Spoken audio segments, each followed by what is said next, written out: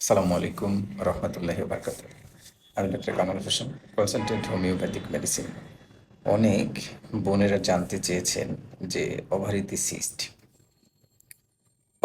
Cyst operation করিয়েছি, আবার হয়েছে, এটা নিয়ে কিছু বলেন। দেখেন, এটা নিয়ে আমার এর আগেও মেবি ভিডিও রয়েছে।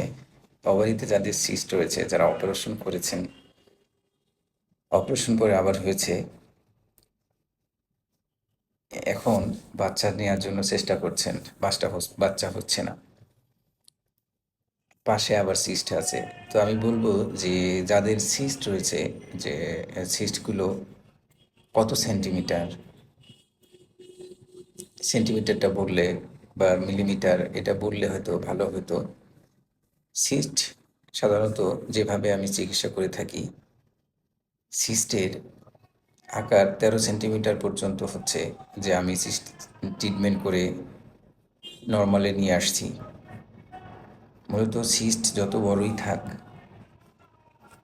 আপনার হোমিওপ্যাথিক মেডিসিনের মাধ্যমে এটা ছোট করা যায়। এবং যাদের এই সমস্যার কারণে বাচ্চা হচ্ছে না, তাদের বাচ্চাও হচ্ছে, বাচ্চাও হবে। সেক্ষেত্রে আমি বলবো যে শুধুমাত্র যদি আপনি মেডিসিনের উপর নির্ভর করেন, হবে না। আপনাকে মূলত হচ্ছে যে medicine, diet plan, exercise plan সবগুলোই ফলো করতে হবে। যাদের সিস্ট রয়েছে, লক্ষণ তো অনেকেই জানেন, তারপর আমি বলছি। যাদের সিস্ট রয়েছে তারা হচ্ছে যে কী কষ্ট পান, মূলত হচ্ছে যে মিন্সের আগে সবচেয়ে বেশি কষ্ট পান, পেট ব্যথা করতে থাকে এবং তলপেট প্রচণ্ড ব্যথা করতে থাকে, সহবাস করতে গেলে ব্যথা লাগে, কেমন একটা অস্বস্তি অস্বস্তি ভাব লাগে পেটের মধ্যে,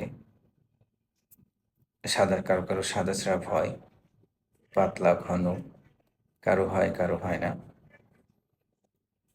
এবং ভেজাইনা যেটা থাকে ওটা ড্রাই হয়ে যায়, মাঝে মধ্যে জ্বরও আসতে পারে।